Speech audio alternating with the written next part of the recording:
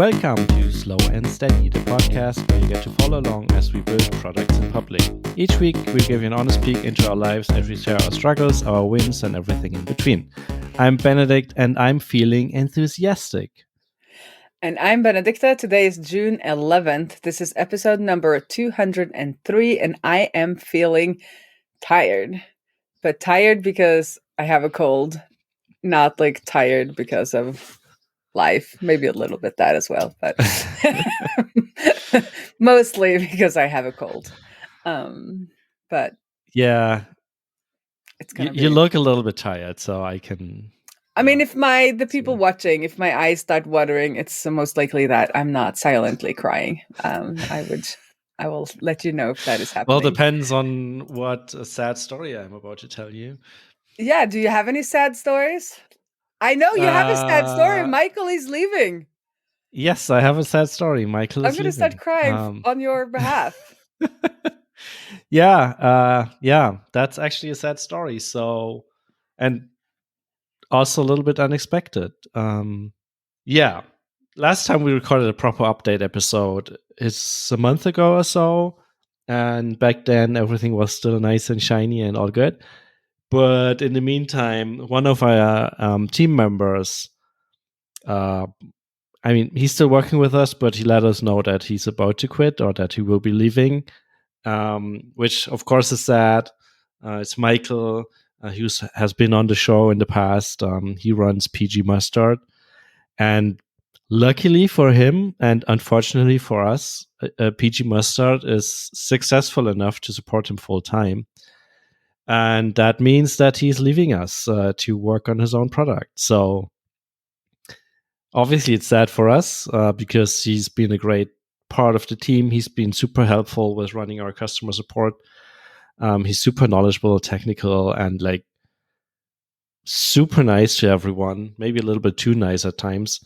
But it's a real bummer to see him. Great guy.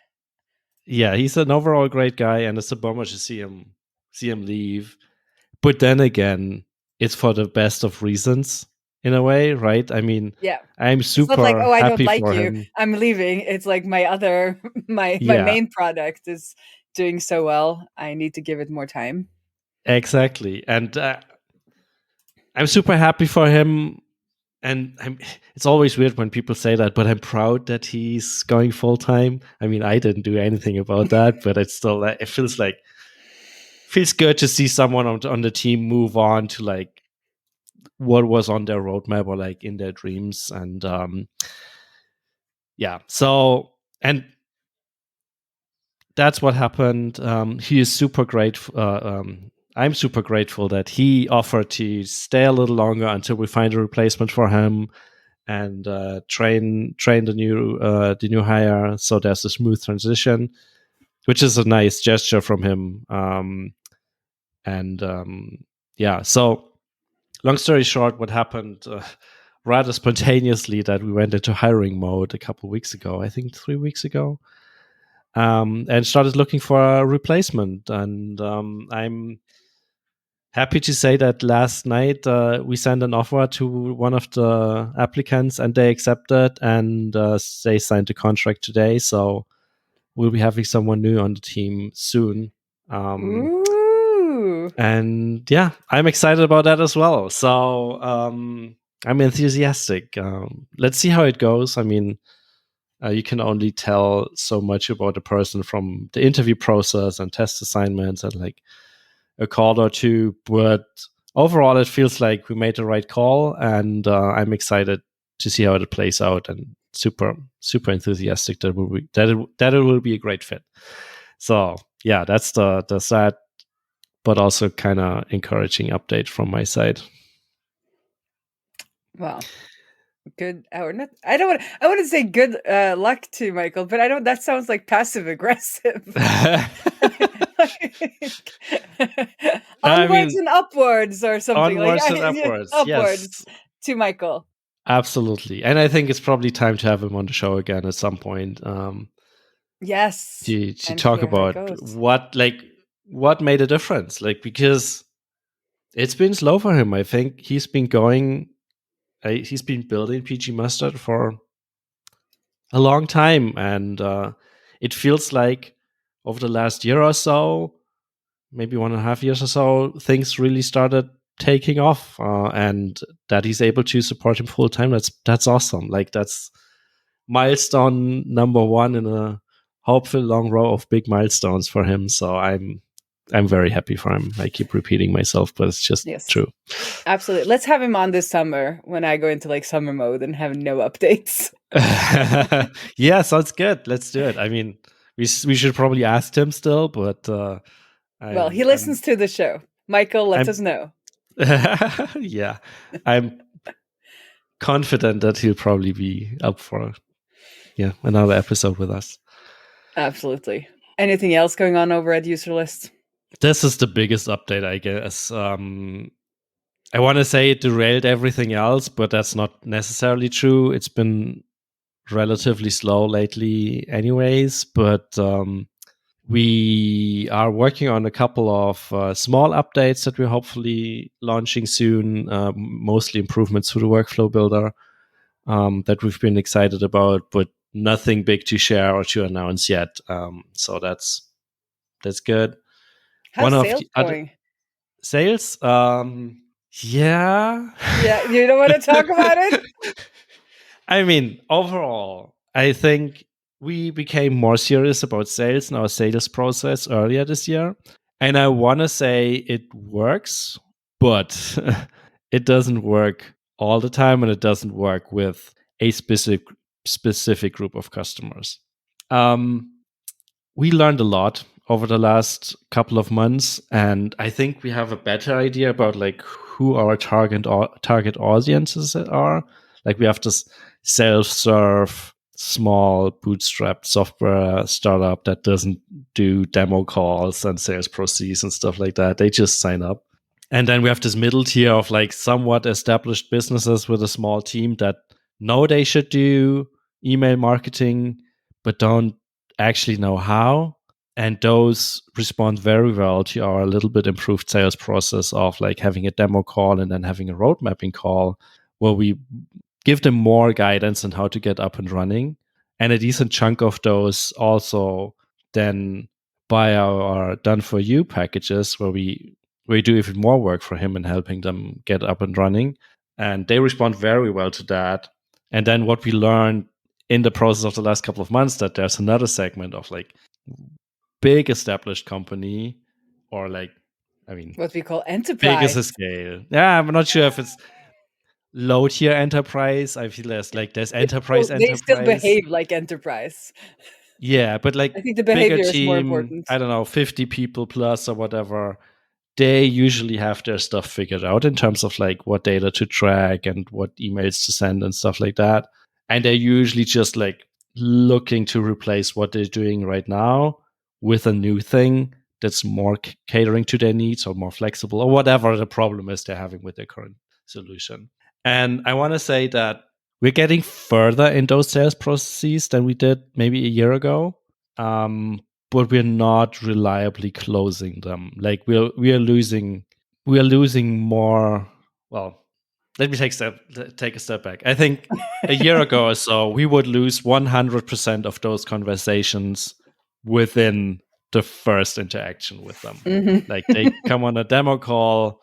I mean, maybe we lost them even before the demo call, but like the couple we got on the demo call, we had the demo call, and then usually during the demo call, it became pretty clear they were like, "Yeah, well, whatever, this isn't for us." And I feel like with the new process and maybe the new process and the new features like the workflow builder and stuff like that, I feel like we've extended that period until they say no further down into the sales process.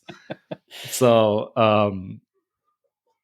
we get on more calls with them. They're actually comparing us to other solutions, and then at the end of the sales process, they still go with the other solution. But I feel like You've spent more time. it's still an accomplishment that they Mm, don't say no right away at the start. So we still have to figure some stuff out and mm, maybe see if there's like what the problems are specifically. Um, but to me, it's already an accomplishment to get a no after 3 calls instead of the first one or so. So yeah, still room for improvement, but overall, I'm hopeful that we'll figure it out. So it's actually it's interesting because in the work that I'm doing with We now, where we do leasing of bikes, we're having similar conversations, but we're a little bit on the other side of the scale because we have a waiting list for about 100 people and we have no bikes. And until now, there's been quite a lot of like hand holding in the sales process where people, a lot of the potential customers want to come and test ride. Like they don't have any experience with this type of bikes. Like these bikes are expensive to buy. So it's not like something that they just buy and test, or maybe not that many of their friends have it. Anyway, so there's been like this quite a lot of like hand holding and like one-to-one sales. But we are looking into like, could we treat them more like SaaS customers of the self-serve variety? Because now that we have that, a lot of people on the waiting list, could we say, okay, we'll have 3 bikes available next month. Like whoever books them gets them. And then if there is some left, we can offer them test rides and we can offer them hand holding and that sort of thing. But like, if you're willing to just go for it, you get the bike, even though you're not on top of the waiting list. We haven't decided, but I think that it's going to be fun to see how that plays out and how we then, a little bit of the stuff that I'm working on will then actually behave a lot more similar to a SaaS that has like a waiting list to not overwhelm the systems, but it would be quite similar. And like the processes that we need to set up. But we'll see. I mean, it's more up to the founder to decide if they want to go with that kind of like hands-off approach or test it or not. But so we're kind of going in the opposite direction. The opposite direction, yeah. I mean, and totally makes sense.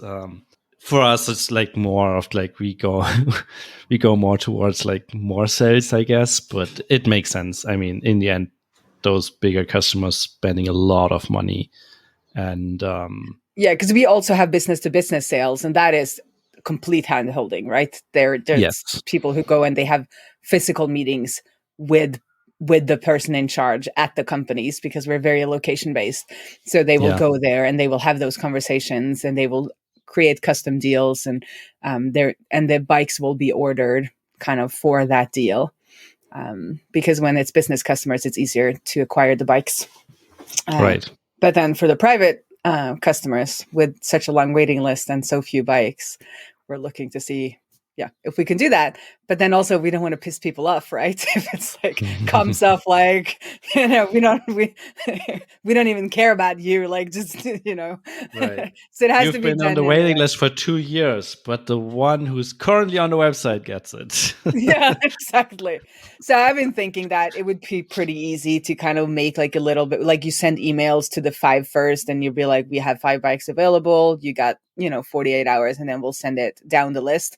But jumping over the whole come and test the bike, like have a consultation about the stuff that you want on the bike. Like it's, you kind of have to take you have to make the decision kind of, online and not at the workshop. So we'll see. Yeah. That but I don't want it to be like total Hunger Games where it's just like no, also, but I mean, although there is no locking of the database in the airbase Airtable, so trying to like implement some kind of system where like people don't lose their bike on checkout if there's like 100 people coming to the site at the same time and we only have 3 bikes available. Yeah, I don't want to. Yeah, but I mean, just like if you have 5 bikes and then like sending the first 5 an email, and if they don't respond within a day, that opportunity is gone, and you move on to the next 5. I feel like that's reasonable. I feel like that's pretty fair.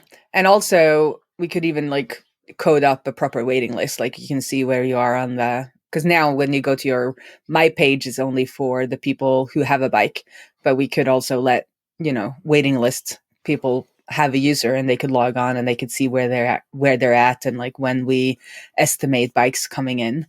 And there's also this thing that it's easier to get a bike if you accept winter biking, because a lot of people will end their subscription so that the bike becomes available in like October. So if you're willing to take the cost and have the bike from October, then you're more likely to get a bike.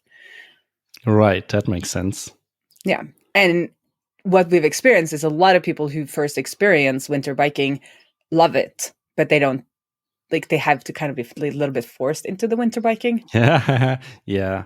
And then, and if you do like one season, then people keep doing it, season after season. And they just keep it, right? They don't return it at all. Exactly. Because there's very little churn except for those people who kind of try to get it only for the summer season. You should probably also show the people who are just like in the summer season and are thinking about returning it, show them the current wait list. Yes. And let them know that come spring again, you might not be able to get a bike. You are not guaranteed a bike. Well, that is actually clear because we've been talking about like churn reduction campaigns, and I don't think we've touched on that. I'm going to bring that back to the team on Monday because that is valid. Like, we hope to be able to buy a lot more bikes, but we still have. Sure. I mean, the waiting list just keeps getting longer and longer, so it's absolutely true that they might come back in April and there are no bikes for them to rent or for the season. Yeah. So together I think convincing like them to stay longer is bad for the ones on the waiting list, but I think for the business in general, it's probably so good. Would be good if they just stay on the entire time, right? Absolutely, because like a lot of that, I mean, there's continuous cost with servicing the bikes, but when you do like a change of customer service, like that is a much higher level of service than the services that are continuous, the continuous maintenance. But when you do when you take in a bike and you're going to hand it out to another customer, like everything has to, be changed and made sure that it's like, makes sense. So they get the perfect like start to their rental. Yeah. The other idea is also like to maybe entice them with, like a little bit of winter attire. There's this thing where you can put muffs on the bike handle and you put your hands in there and like you can get one of those for free if you keep your bike over the winter, stuff like that. It's lots of fun things. Yeah, that's nice as well. How much is a bike per month? How much is a bike per month? I should probably know this. I think it depends a little bit on if you do a 12-month, if you lock yourself to 12 months, of course, it's cheaper. But I think it's like median is around like 160 euros. I think. Per month. Or was that the pilot price? I think it's maybe closer to 200 now per month. That's not cheap. No. And this is, so the thing is, it's a car, like we're competing against owning a car. We're not competing against regular bikes. Because if you get one of these bikes and with the services and like all of the servicing that is involved with the membership or the subscription makes it so that you actually have a bike that will be there and will be able to replace a car for you. Right. So what they've seen is that services cannot be optional. So that's why the price is high. And that includes 4 services a year. It's a change of winter to winter tire and then a change to summer tire.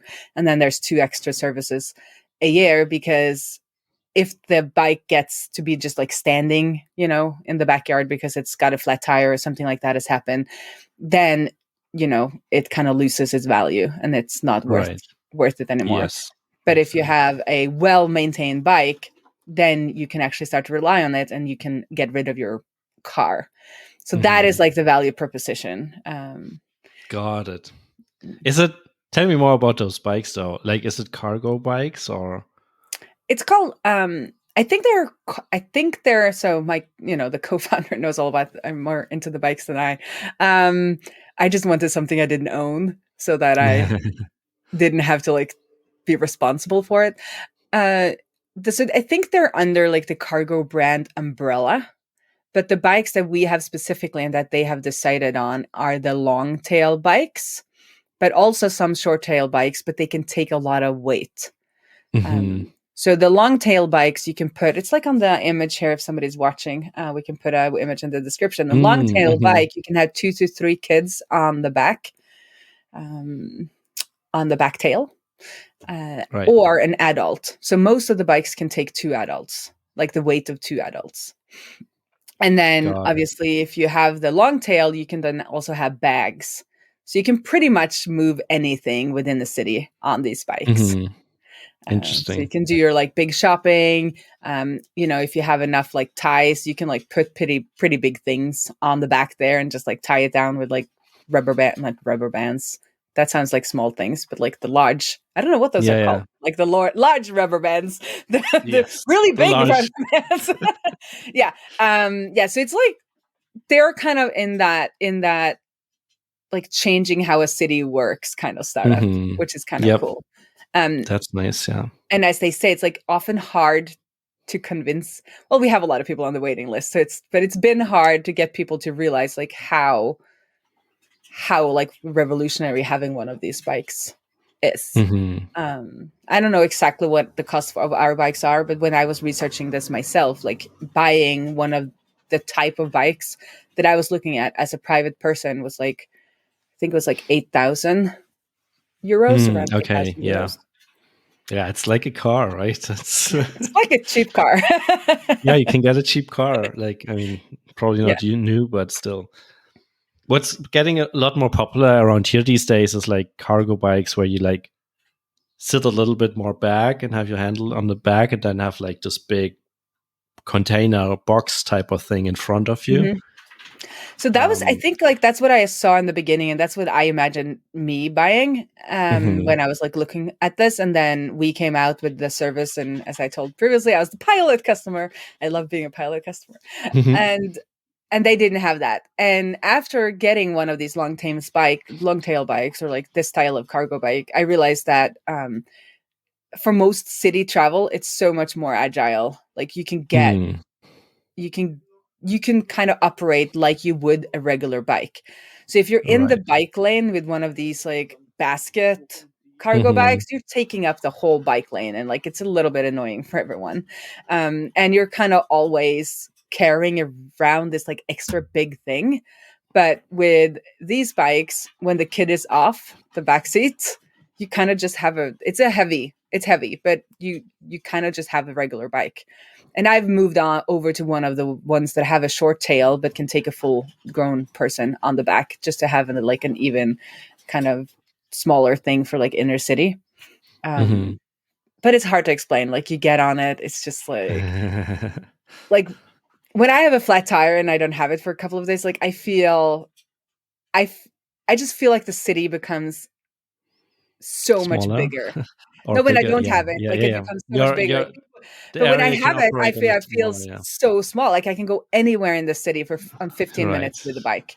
And Yeah, like that's I just nice. become more spontaneous because I don't have to like think about public transport, or if I had a car, like parking. Like it's just it's just such a, Yeah, and it's that's why the nice. company's called Wee, because that's the feeling you Woo! get when you get on the bike.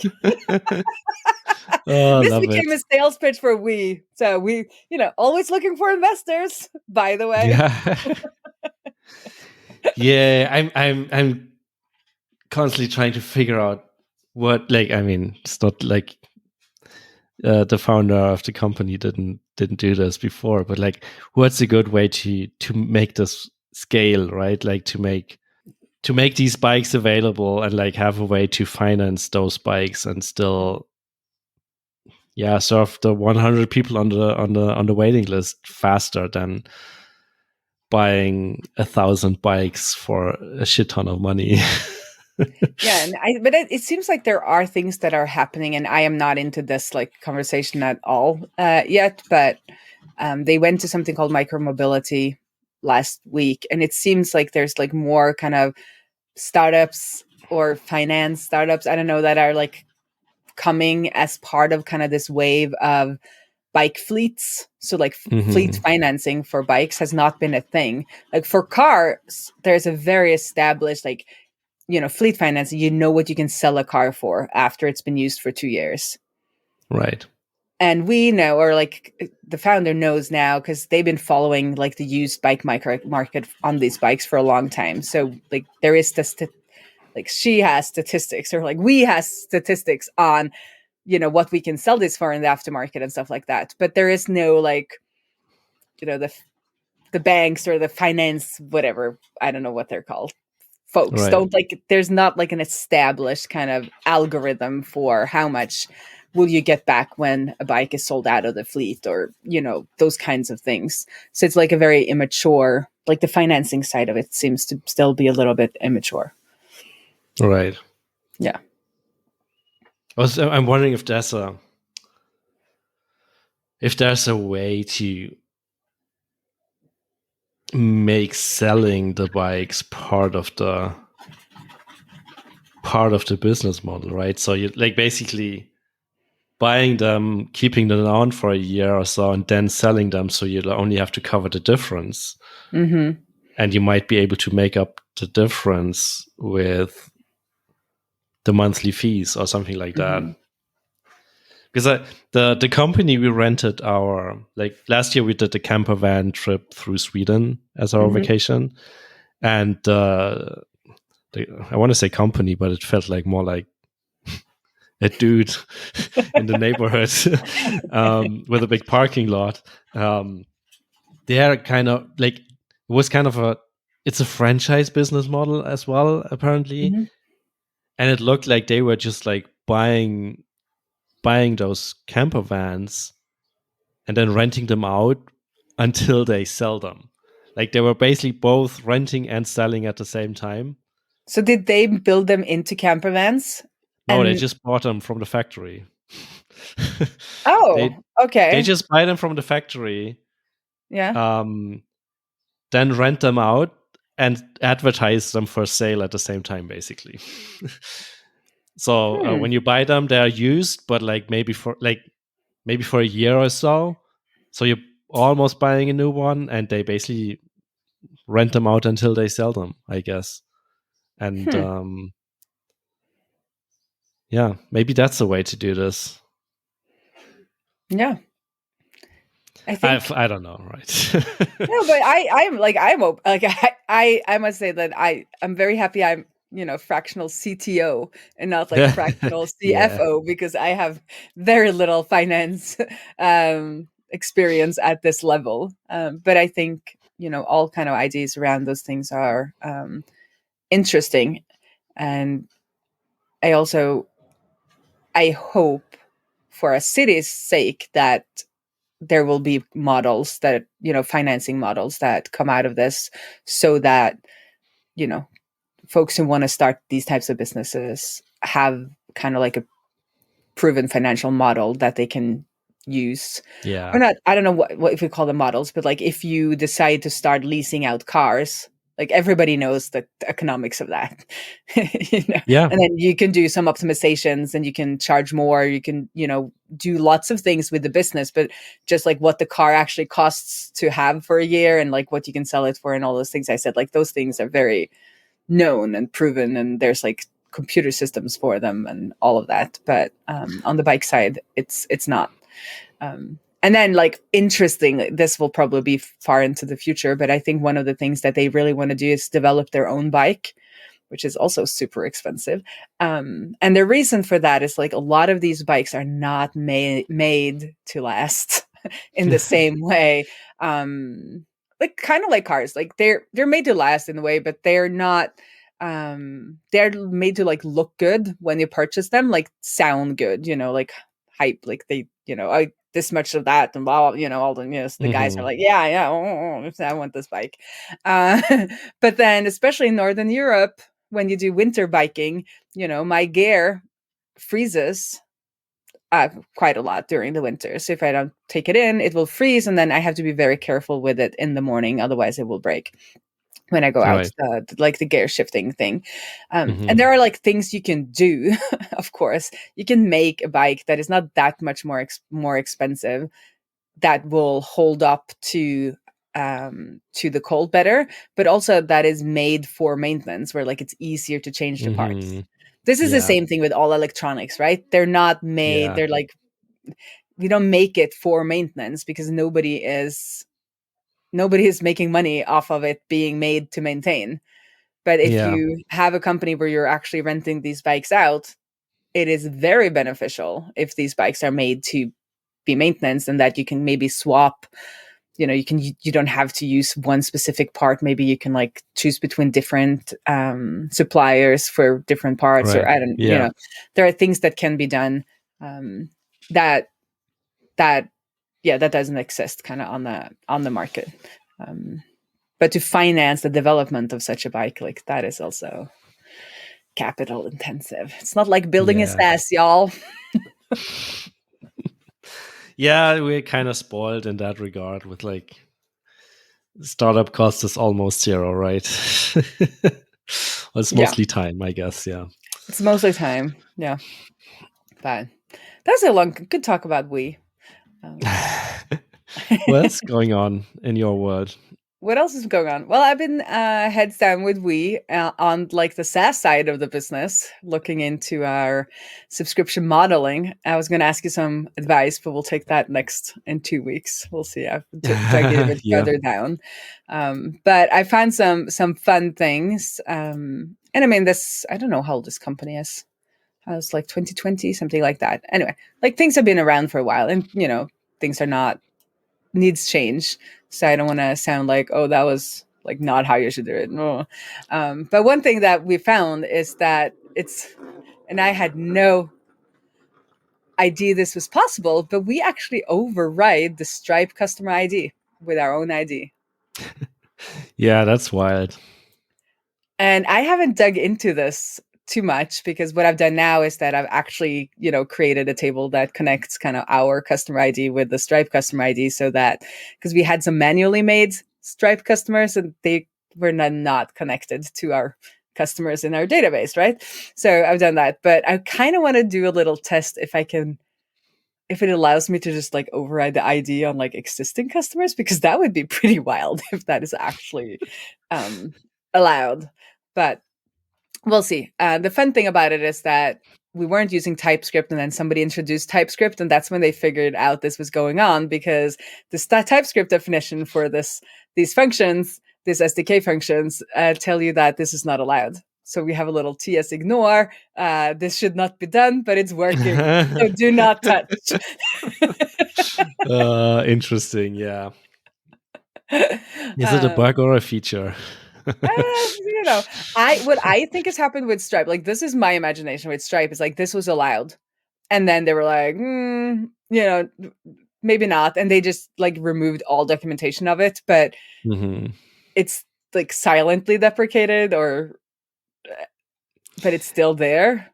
You told me this a couple of weeks ago, but it still sounds wild to me hearing it again today. I kind of don't want to believe you, but I know you wouldn't be telling lies about this. No, because if you go into our Stripe and you click on a customer, the customer's ID do not start with like cuss and then underscore and then an ID. Yeah. They start with our Airbase record IDs. So, yeah, that's wild.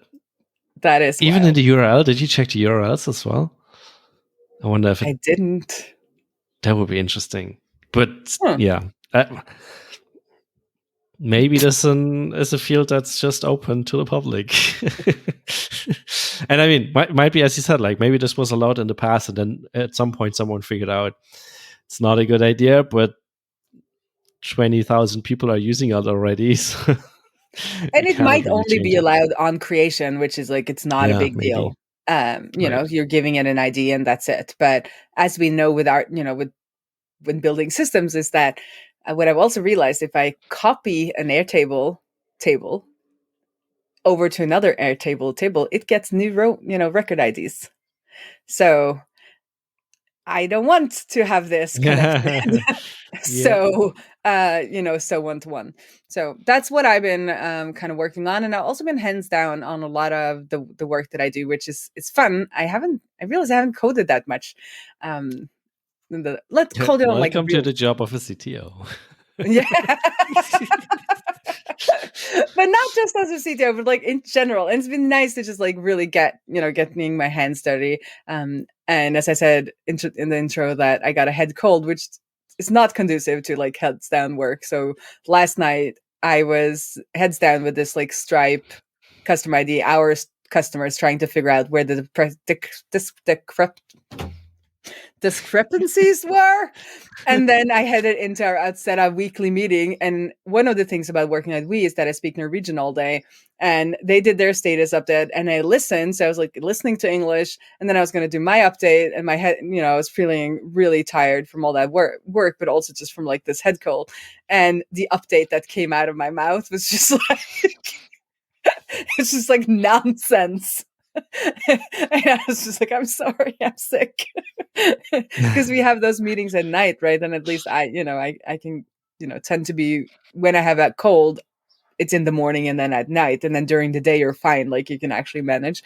Now you can see so as I said, I've been in heads down on the framer overrides and plugins, and had some really productive work sessions with ChatGTP, which I thought I'd never say. And it's been really fun to kind of just like ask for things. I used it actually when I also used ChatGPT when I was exporting all of these Stripe customers and the Airtable and stuff. And when you know what you want, it's it can like just type everything out for you, which is kind of cool. But so especially for framer overrides, it's that they have two things. They have plugins, which is like a little React mini application, and you can do whatever you want basically. But then for the framer overrides, you're not allowed to like depend on any npm packages and stuff like that. So I needed some little helper things that I might have reached for some packages that I know, and I just had ChatGPT and we made some really good helper functions. Nice. And I even got praise from the framer team for my solution. Or my in quotation marks, because I asked them like, how would you do, like, how would you, I think it was like caching data, and I was like, what is the what is the intended way for us to do this and framer overrides? And they were like, yeah, we don't really have a way, or like what we call best practices. We don't really have any best practices on it yet, and we'd be interested in see what you solve or how you do it. And then I copy pasted it, and I was like, yes, me and ChatGPT rolling. But yes. But then we had an utter fail on Saturday when I tried to use the ChatGPT with a Printful API. I could not understand the Printful API. ChatGPT did not understand the Printful API. And we have not managed to make a mock towel. We managed to screenshot with Chris on stream during the week, because his product is stellar. But then we tried to use Printful API, and I think their product is pretty stellar as well, but it's just super big. And I think like we have to do a lot of setup before we're allowed to make a mock. I thought we could just like, I want a towel with this image on, give me a mock, but I had to make a product and a store and something and a variant and some SKU in there. And I was like, no. Total. Yeah. Fail. Okay. Makes sense. So I have to figure that out. So, but anyway, yeah, that was all my hands-on, heads-down work. Nice. You've been pretty busy from the sound of it. Thank you, because I feel like I haven't done anything, and then we did this like we all can do, and then I'm writing, and I'm like, yep, I did stuff. Things are moving forward. Oh yeah, I also published a new version of the Cloudinary Transformer Gatsby plugin. Oh, that's an old project, right? I mean, I remember you worked on this a year ago, 2 years ago. I think it's 3 years. So whenever they have a larger client request something, then the request comes to us. Oh, it was even paid. That's nice. Yeah. It was paid. Yeah. I don't do unpaid open source anymore. Well, that's the way to do it, I guess. Yeah. Yeah, but that was all, or not all. But I see in the notes here, I know we're not good on time today, but I see in your notes that you've done something fun lately, which I want to hear about before we log off. Yeah, I'm continuing to play the drums. Not sure if that's what you mean, but I consider this a lot of fun. So I'm not sure I mentioned this. I probably mentioned this, but in September or something like that, Michael Kopa of Nusi challenged me to set up my electronic drum set again because I had bought one years ago and then not really used it. And when we moved, I put it into boxes and that stayed for a while. And he challenged me to set it up again. And we did a course together back then, which was a little bit like, it was fun, but it was a little bit too hard for me at the end. So eventually I think he finished it and I didn't, because I just couldn't figure it out in the end. But we kept on drumming since then, and this month, actually this month, no, last month in May, there was a new course on independence, like independence of your limbs, arms and legs and stuff. And we did that, and I managed to do the entire course and kept practicing the drums for 4 weeks straight, almost every day. I only took a Saturday or two off, so that was fun. And it's amazing. It's amazing how brains work. So after the course was done, there wasn't like some extra lessons or like extra challenges. And I picked like one of the advanced ones, and I could not play the thing for an entire week. And then on Friday, not sure what happened, I kept practicing, and then we were on a call together and we were talking, and I was like just explaining how I can't do it and try to show that I can't do it, and it was suddenly able to do it. It was like, well, shit, suddenly it worked. And for whatever reason, something in my brain must have clicked, because I've been able to play that exercise ever since. And a couple of other exercises that were too hard previously, I was able to figure out as well. So it's It's almost like slow and steady practice works. It's almost like slow and steady practice works, yeah. And it's amazing how brains work, because sometimes it's just like you start doing it and then you walk away not being able to do it and come back an hour later, or like just 10 minutes after talking to someone, and suddenly your brain has made some connections and you can orchestrate your limbs in weird ways that you couldn't do before. So I'm having a blast, and it's so much fun that I'm allowing myself to buy new gear now. So I ordered a proper carpet for the drum set, and I'm ordering a new. I just ordered a new pad for the like crash pad as a symbol. Hopefully, it will arrive soon to have even more fun. Too bad you're both on the drums though, because otherwise I could see a little SAS band forming. The SAS band, yeah. At Microconf Europe. Michael is starting to play. Like he's also having in-person lessons and stuff like that. Mm-hmm. So he's playing in a small like student band by now.